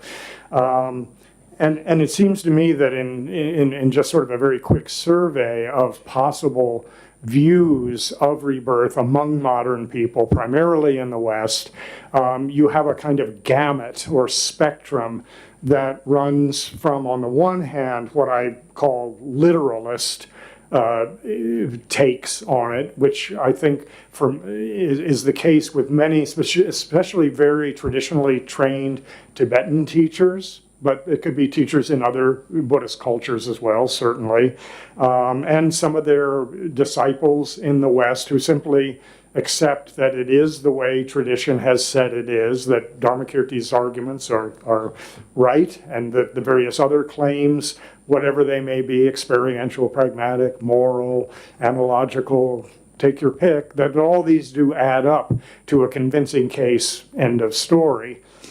I don't think that, in my own experience, that's not the majority, but I don't have a clear, I can't say I've done a survey or anything like that. I think more often you tend to find other reactions, one which I call neo-traditionalist, in which you affirm the traditional Buddhist view that past and future lives have occurred, karma exists and works the way it does, enlightenment or spiritual liberation is a real possibility even for all us flawed human beings, but tends to explain it in more modern terminology, sometimes using scientific terminology, sometimes using other kinds of terms, but definitely gesturing towards the acceptance of the traditional view, but in more modern terms. Then you've got views that I think are a bit more, we're sort of, I don't know what direction we're moving on a spectrum here, but views that I would call modernist, where the tendency is to be pretty skeptical of the traditional claims, to think, well, maybe the mind doesn't survive the body. Maybe karma doesn't operate in all the ways that tradition claims. Maybe spiritual liberation of the sort described in the sutras, maybe not. And yet, but we don't want to throw tradition over. So we will reinterpret these ideas psychologically, existentially, symbolically. So that rebirth becomes, for instance, a way of talking about the different guises that we take on in the course of our human life. Or they're perhaps, as Chögyam Trungpa Rinpoche once suggested, I'm not saying this encapsulates his whole view, but said that really the realms of samsara are simply descriptions of kind of states of mind that we go through in a typical day or even a typical hour. Or that these are, that these claims they're symbols of our own possibilities for some kind of meaningful human life. So that's what I would call sort of the modernist view. And then you've got what I would call the secularist view, which basically says we've got to ditch the whole thing. We just got to forget about it. These are old-fashioned ideas. They don't really have any relevance in the modern world, and we've simply got to get beyond that. We can still be Buddhists, but let's not kid ourselves. This stuff isn't real, and let's just turn to the business of meditating, understanding our minds, being socially active and compassionate, understanding emptiness, and so forth. So there's this range, and I won't get into the particular cast of characters who represent these different views, only to say that there is this amazing spectrum out there, and particularly when you look at Buddhist centers in the West. It may be different in India, I don't know, but certainly in my experience is more with the West, and I've certainly encountered all of these, and I think that really I could go on, but will not. Only perhaps to say that one of the views that I've found most interesting in thinking through this spectrum of reactions that I've outlined is a passage from Donald Lopez, a very well-known scholar of Buddhism, very prolific scholar of Buddhism as well, who's written a great deal on Buddhism and modernity and has a particularly interesting book called The Scientific Buddha, His Short and Happy Life, which is, it's a kind of a joke. It's a play on a short story by Ernest Hemingway, but we don't need to get into that. But he's actually, interestingly, we all know that there's a great deal of interest in this kinds of intersections of science and Buddhism. And Lopez is very skeptical of all of that. And he has this one passage in The Scientific Buddha. He says, the old Buddha, not the scientific Buddha, presented a radical challenge to the way we see the world, both the world that was seen 2 millennia ago and the world that is seen today. What he taught is not different, it is not an alternative, it is the opposite. That the path we think will lead us to happiness instead leads to sorrow. That what we believe is true is instead false. That what we imagine to be real is unreal. A certain value lies in remembering that challenge from time to time. I mean, this is a way of saying that, you know, we have to be very careful when we draw these comparisons. I mean, Geshe Damdula made a kind of wonderful plea for this in the course of the recent Root Institute retreat, where he said, you know, we've got, I won't quote you exactly because I don't remember it exactly, but, you know, you said we've all got to be really careful when we examine the evidence on either side of this. Yes, I'm in hearty concurrence with the suggestion that I bring it to a close. Anyway, that we've just got to be extremely careful about this, and that Buddhism. I mean, I think this is what I love about Lopez's point, that Buddhism in its time, in the time of the Buddha and in subsequent centuries, really was a challenge to the way people understood the world, whether we're talking about Hindu and Jain philosophers or whether we're talking about ordinary people who became monks or nuns. It is a radical tradition, and that's no less true today. And that while we should not be any more complacent with our scientific understandings than anybody should ever be complacent with their understandings, and that science may tell us X, Y, or Z about the possibilities of the mind-brain relation or evolutionary biology and how mind sort of evolved out of matter. But Buddhism is pointing us to being constantly in some kind of doubt about what we think is certain, and that may be one of the greatest values of the tradition. So I will conclude with that, and I hope we've got a little time for questions. I do apologize for running on, as is sometimes my tendency. It's a professorial thing. Thank you so much, Professor Roger. Now, for his wonderful presentation. Though we have time is very short, but still we can extend for 5 minutes more. So because question is important. Many of you must be having a lot of curiosity, and there are certain points now where you want to know more about that now, and you have some questions or curiosity. Now this is open for this. Right there. Having went down this subject for so many times. First, sir, identify yourself, sir. I am M.B. Chandra, I work for media. You talked about the notion of Oh yeah, Mike would be great, thanks. you talked about this notion of this karma in so many traditions. And then in the later part of your lecture, you talked about modernist view and the secularist view. At the end of all this, whether you believe in this rebirth or not, one specific question, that's all. Whether we would, I'm not sure I quite get the question, whether we would call this rebirth or not. Your personal. Do I? I am uncertain. I remain, as I said at the beginning, I heard that mind was beginningless, and I've explored it a lot over the years, and I'm, if you will, agnostic on the matter. I do not honestly know. I think it's possible. There are some very compelling arguments from one angle or another. To me, this is undoubtedly due to my own intellectual and spiritual limitations, but I just don't know. Yeah. Yes, Mr. Upadhyay. Hello, sir. My name is Abhishek Upadhyay. I'm a student of Buddhist Studies, University of Delhi. Wonderful. So, sir, my question is, in Yogacara school, all three world is mind only. So, after that, does mind create another form in human world to reborn again? And what is the roadmap of storehouse consciousness in transmigration? Okay. Could you repeat the question?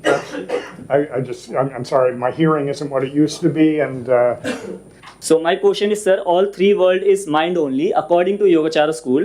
Okay. So after that, does mind create another form in human world to reborn again? And what is the roadmap of storehouse consciousness in transmigration in Yogacara school? okay, that's a quick, easy question. I guess what I would say in terms of Yogacara / Chittamatra, we'll use those terms in an equivalent sense for the moment, is that the fact that Yogacaras often claim that all these three worlds are mind only, as the Dashabhumika Sutra says, and Vasubandhu argues for it, Asanga's got his angle, on and on and on. You probably know all this. I don't think that claims to the effect that all this universe is mind only necessarily translates into a particular notion of how karma and rebirth operate. I mean, there is, of course, you get into the whole question of the alaya vijnana, the klishthamanas, and all this, which I'm sorry for those of you unfamiliar with these terms, but there's a particular notion of the structure of consciousness in Yogacara that's distinctive to that school. I don't think that the sort of ontology or metaphysic of mind only really changes very much about the standard ways, and it's just all within the frame of mind only, and therefore, but it operates more or less. Yeah, you've got to change some terms because of the alaya or the klishthamanas, but that it's still the same operations occur, and I think that by the same token, these kinds of things are true, say, of the Avatamsaka Sutra, where everything is Buddha mind, and yet rebirth happens, and it happens more or less in the standard ways. Again, it's this question of keeping separate the kind of ultimate level of analysis and the conventional level on which this stuff happens. Almost all Buddhists, however, kind of arcane their metaphysics or ontology, still accept the kind of the conventional accounts of how it works. Anyone? Yes, please.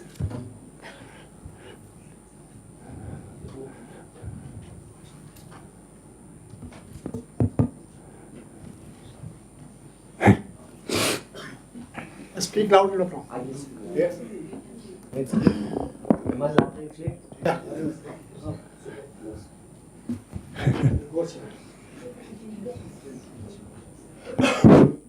Good evening, everyone gathered here. First of all, thank you so much, Professor Roger Jackson, for your insightful lecture. My question is, in our Tibetan tradition, especially in Tibetan astrology, we have a way to predict our previous life through the use of 5 elements and 12 years of cycle of animals, like the birth. We have a birth sign animals. So through this usage, we tend to approach our Tibetan astrology, and they will tell us what kind of life that we have in our previous life. So what is your take on it? Yeah, I don't have a strong take on it. I've heard of such practices. I honestly have not studied them very much. I would simply say that it certainly is helpful within the particularly Tibetan context. And I suppose if you look at something comparable like Western astrology, sometimes that is used for similar purposes. And I don't, to me, it doesn't really matter what I think about it, I don't think. It's clearly an important practice within a Tibetan cultural setting. Whether a philosopher standing at a distance would say, oh, this is evidence for rebirth, I'm not so sure. You get into very, very complicated questions in philosophy and anthropology about how we interpret the practices and ideas within individual cultures and the degree to which those can be kind of universalized so that everybody would accept the idea. That's probably a completely evasive answer, but it's sort of the best I can do. Yes?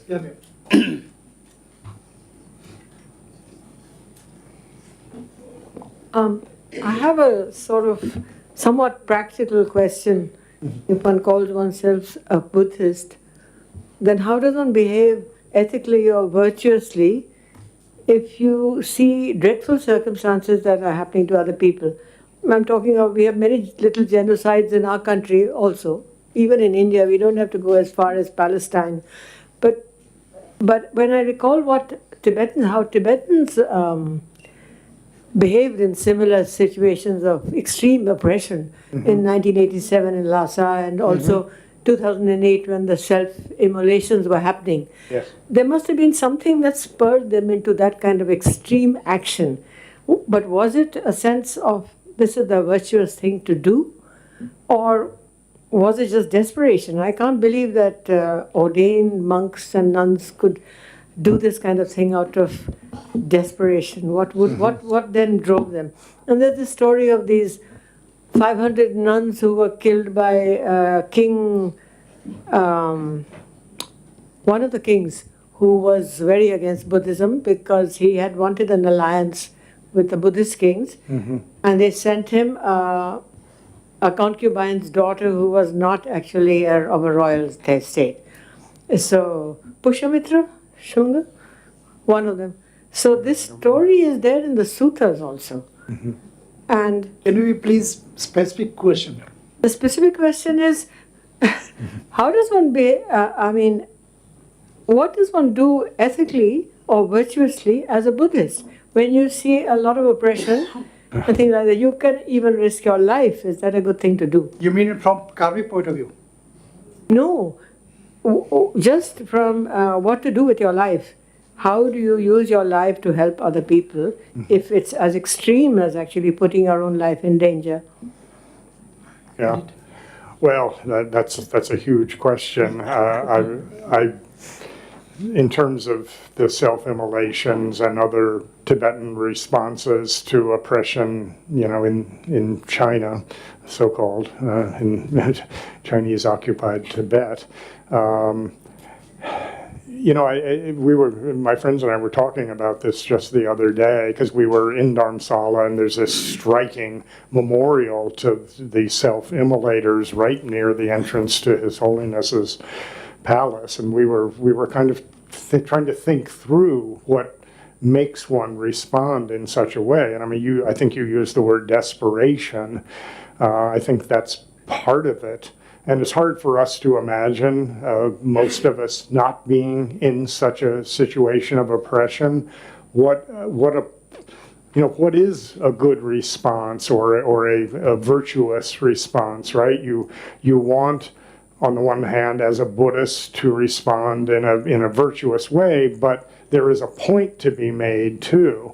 And I'm sure that many of these people wrestled with what it was they were about to do and felt that the situation, I'm speculating, I don't know, I'm not in that situation, but that the situation was so dire that it required that serious response. Suicide is not something that is condoned in Buddhism typically, though of course we know from history that during the Vietnam War there were a number of self-immolations, particularly by a very distinguished contemplative monk who was the first, and then some others after that, and that the scriptural basis for that actually is the self-immolation of a bodhisattva in the Lotus Sutra, but in very different circumstances, not political circumstances.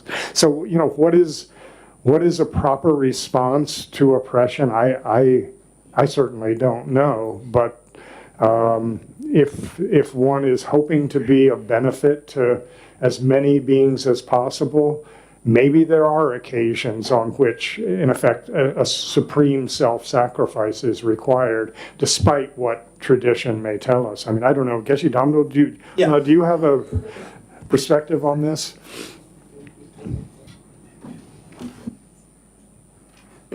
Okay. In fact, I'm more keen to respond to the earlier agnosticism. rather than this one. So since that this was asked, the first thing about the self-immolation, what I would say is that in fact, the members who committed self-immolation, they're extremely courageous. They're not doing out of desperation. They're doing out of the full awareness. And to tell the world that we have something to say. Mm-hmm. It's not that, that I become desperate, so I'm going to die. No, there's not out of desperation. To tell the world that we have something to tell you. And then thus far we attempted with His Holiness the Dalai Lama outside in a free country, yet the world is not listening to him. We have something very important to tell the world. And how do they convey this message? Is that thus far whatever we did, it did not work. Now for us, the most important thing, just as it is for you, for us, what is most important thing is our life. Mm-hmm. For you, your life is most important thing. For us, my life is most important thing. Mm-hmm. And yet I am giving this life to tell you that I have something important to say. Not that I'm desperate. I have something very important to say. I don't care about my life as long as this message is conveyed. Message for the world. Mm-hmm. That this world is in dark place, in dark area, where the tyranny and the brutality works, where the honesty, truth, they have the second place, not the first place. Yeah. So this message needs to be conveyed. Mm-hmm. This is what they were doing, this very courageous act. And just imagine, each one of us, can we do that? We cannot do that. Mm-hmm. Yeah. So just think of that. So the other point which I like to share about the rebirth is that to be very honest, it was why I invited Professor Roger Jackson to give a talk here, is for the reason that he translated this whole book, the second volume, not second volume, second chapter of Acharya Dharmakīrti's text, and that too, commented upon by great Tibetan master, 14th century AD, Geshe Rinpoche.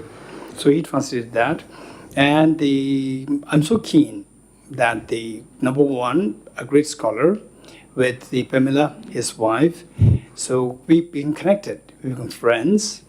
And then through this, that it is more responsible for Tibet House when a scholar comes to give a platform.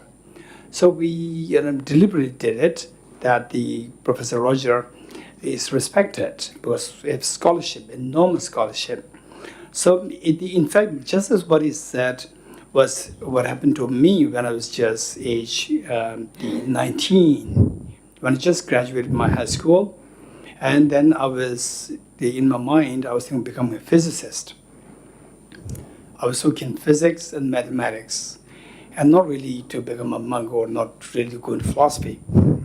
And then for some reasons, then I jumped into philosophy and became a monk. And then taken for granted that there's rebirth. Because I was born in a Buddhist family where, wherever we go, 24/7, you hear about the conversation, talks, all rooted in the belief that there's rebirth. And certainly my the principal of my institute Buddhist dialectics, the most venerable Geshe Rinpoche, my principal, he invited one lady, American lady doctor, to give a talk on neuroscience to students, about like 100 Tibetan monks. And since that, the Tibetan monks, they did not really speak English. So he asked me to be the translator. I was just about 19 years old. And that I was exposed to the modern studies, biology. And then the talk that this lady, American lady doctor, gave was just mind-blowing. It just blew my mind to the extent that, wow, if this is how the brain works, where is mind? If the mind is not there, where is rebirth? If there's no rebirth, why have to follow Buddhism? This was a question. And I remained silent. I did not speak to anybody else. I told myself that, hey, Dorji, don't start as a Buddhist. Start as agnostic. Which means that, okay, you are in a Buddhist institute, it's fine. You start with the blank slate. Don't start with the presupposition that's rebirth. So then I was so fortunate that the institute provided the chapter which Professor Roger Jackson translated. Later on, we did not know that Professor Roger Jackson actually translated this book. And that one of the students, later, way after like 30 years of that story, one of the students requested me to teach on this chapter 2, about rebirth. And her research was on the neuroscience and the Buddhist psychology on the rebirth. So I told her to bring the book in English, because that the girl was doing PhD in the English language. So she could not she did not identify your book. So it just went like this, and finally I felt little compassion that she is struggling too much. And then I put my own effort to translate myself. It took 20 days to translate the root text. I translated that. Then the point is that then I started this journey, and this is not an easy journey. What I'm saying is that, as Professor Roger very clearly indicated, that I personally am agnostic in this point of view. So this was how I started. And what I'm saying is that if you're really, really interested in this topic, yes, of course, brochure. If you're really interested in this topic, this is something which I personally, it is my personal interest. And it took me like almost 25 years to really explore deep into this topic. And this is one of the closest, the topic which is closest to my heart. Mm-hmm. So this is something which I've been researching on, neuroscience. Number one, what neuroscience take on this, what the philosophers take on this, what the classical Indic traditions take on this, what the Egyptian tradition take on this, and the premodern take on this, and how you bring them all synergized, put them together, and what is the point of view. So this is what we've been doing, and of course, so now I'm aging.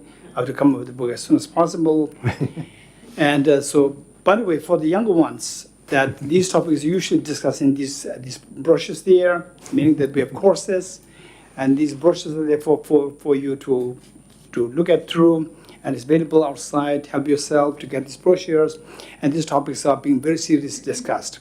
And if you don't study them systematically, the danger is that you can easily fall into the trap of as Professor Roger rightly cited me, that we should be really careful to try to be as objective with the reasons and the experience all combined together. Otherwise, you can easily fall trap to some of the the easily nihilist views, like Stephen Batchelor and the one you wrote as the modernist view. Yeah.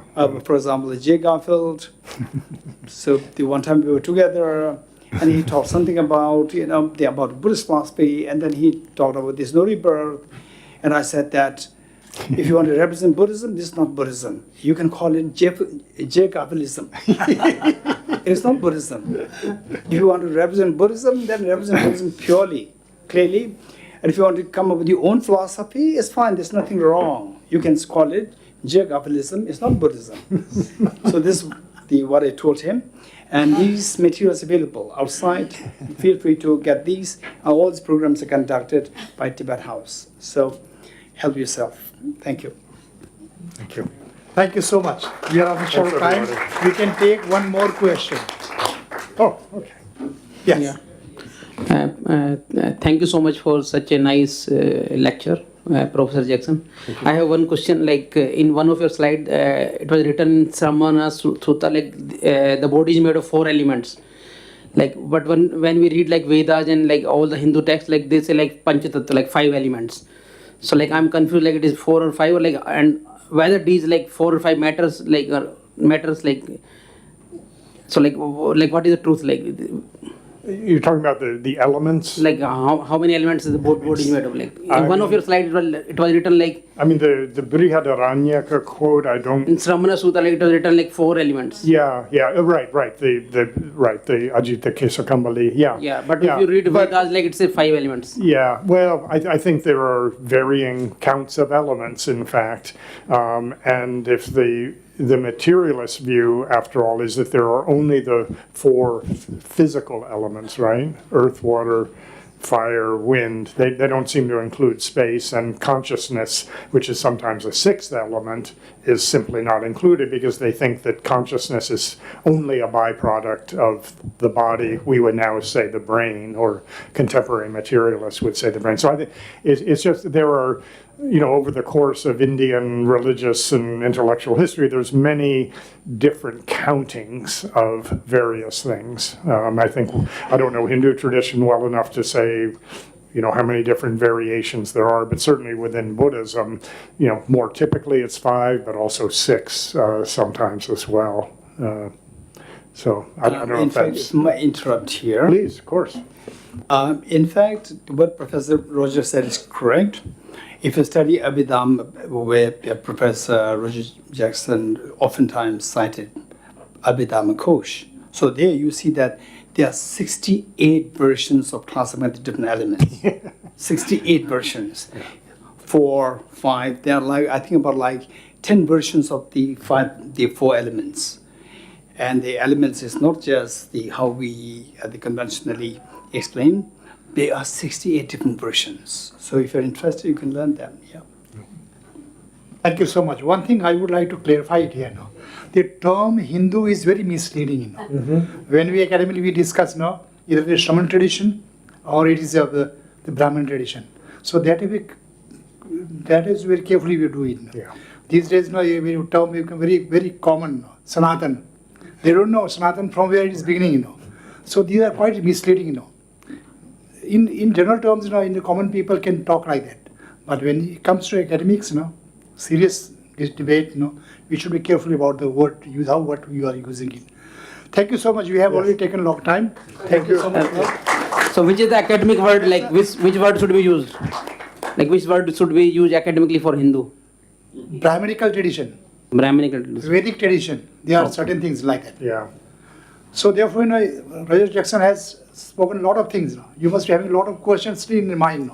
But still, everything in detail given here. This is the book, same topic which has been talked over here, published by the Shambhala. It's divided into 15 chapters, wonderfully written, and it carries 327 pages. Though for Roger Jackson it's a small book for us, but it's a big book. But with this, I wish this is available in the Amazon also. With this, thank you so much, Professor Keshila. Is okay now? Thank you. And thank you so much for your patient listening and also the wonderful questions. And Professor Roger, you have given very nice time. Thank you so much. Thank you. Thank and you. Also responding Thank you to questions. everybody. Thank you once again to all. Thank you so much for hearing us. Have a good night. Thank you, Professor Roger Jackson, for your wonderful lecture on today's topic, Rebirth, our guide to mind, karma, cosmosis in the Buddhist world. And may I also take this opportunity to extend my heartfelt gratitude to our chairperson, Professor Dharmakīrti, Thank you so much. for taking out your valuable time and joining with us for today's evening lecture. Without further ado, now I would like to request our Secretary, Mr. Tenzin Kunkyabla, to kindly come up on stage and give a word of thank you. एक मेरा photo खींच दीजिएगा नहीं with Professor Roger. Huh? Yeah. Actually, we have a professional photographer. Hey, कोई बात नहीं. You don't know. When he will tell us.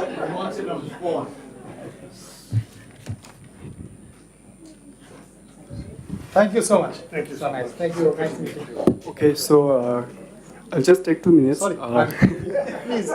Good evening, everyone. So on behalf of Tibet House, New Delhi, and Venerable Keshav Tamdilla, I would like to extend my heartfelt gratitude to Professor Roger Jackson for the very informative lecture, and also thank you to Professor Dharmakīrti for your time in chairing this session. Personally, I've witnessed many cases in our Tibetan community while growing up. And I've seen that children who recollect the names of their family from past lives, even house addresses are later confirmed by the family members themselves. So just wanted to share that. I would like to thank our audience for your time and for your participation in the Q&A session. With this, we have reached the end of today's lecture. And before that, I would like to highlight what my colleague Ms. Pimbala mentioned in the beginning. The 5th batch of Nalanda Diploma course, you can have the brochure outside, commenced on 2nd October, and although the registration is closed, you can still send us your request, and we can accommodate you in the course. We record all our sessions, so you can easily catch up in your own time. And I would also like to announce that we have an upcoming conference, a 2-day conference in January 2025 on neuroscience and psychology, series 9. So if you're interested, you can. The registration is not open yet, but we will open it soon. And you can visit our website, www.tibethouse.in. If you are willing to attend our future conferences and programs, you can send us an email on programs@tibethouse.in. You can also follow us on our social media platforms, Instagram, Facebook. We also have a very active YouTube channel. And yeah, with that, we have reached the end of today's lecture. Thank you all for coming again, and have a nice evening. Thank you.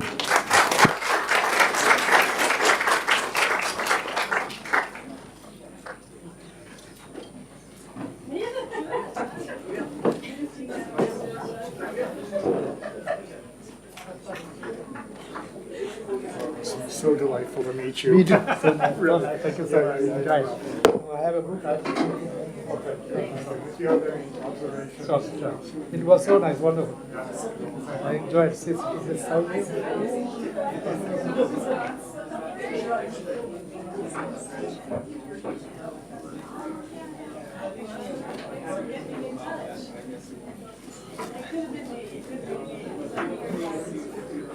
Oh yes, this I needed.